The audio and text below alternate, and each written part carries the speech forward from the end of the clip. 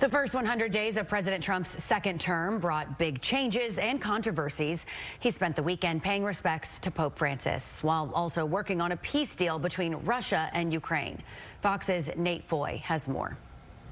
President Donald Trump will mark his 100th day back in office this week, but new polling shows mixed results for his job performance. According to an AP poll, 46% of U.S. adults approve of Trump's approach to immigration, as his handling of the border remains his strongest issue. But a recent Reuters poll finds only 37% of respondents approve of his economic policies, with some saying they fear the possibility of a recession. Trump is in New Jersey Sunday, following his Italy trip, where he paid his respects to Pope Francis. On the sidelines of the funeral, Trump and Ukrainian President Volodymyr Zelensky spoke for the first time since their Oval Office blowout. How did the meeting with Trump go? Really, we had a productive meeting. I don't want to go to a lot of details. After the meeting, Trump called out Russian President Vladimir Putin, writing in part, quote, "There was no reason for Putin to be shooting missiles into civilian areas, cities, and towns over the last few days. It makes me think that maybe he doesn't want to stop the war. He's just tapping me along." Secretary of State Marco Rubio emphasizes just how critical the upcoming days will be to bring an end to the war. We have to make a determination about whether this is an endeavor that we want to continue to be involved in,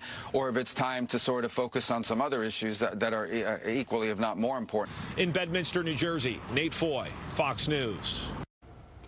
Earlier this morning, Russia and North Korea officially recognized their military partnership in the Ukraine war for the first time. In a statement, North Korea's military revealed it would send troops to Russia to reclaim the Kursk border region. Hours later, Russian President Vladimir Putin thanked North Korean forces for its support and sacrifices. This is the first time the two nations have confirmed North Korea's involvement in the war, despite reports from Ukraine, South Korea, and the U.S. that troops were first dispatched last fall. Vancouver police investigating what happened after a car plowed into a Filipino festival, killing 11 people, injuring dozens. Canadian authorities say they have ruled out terrorism. The suspect, 30-year-old Kaiji Adam Lowe, driving a black Audi SUV. Officials say he has mental health issues, a long history of interactions with law enforcement as well. Eyewitnesses describe that scene.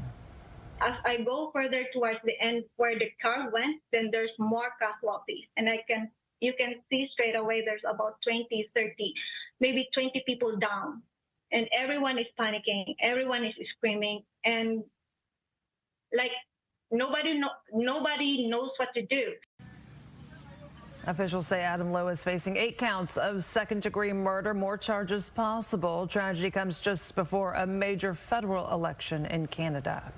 Also happening in Canada, voters will decide whether or not to extend the Liberal Party's decade-long hold or hand the power over to conservatives.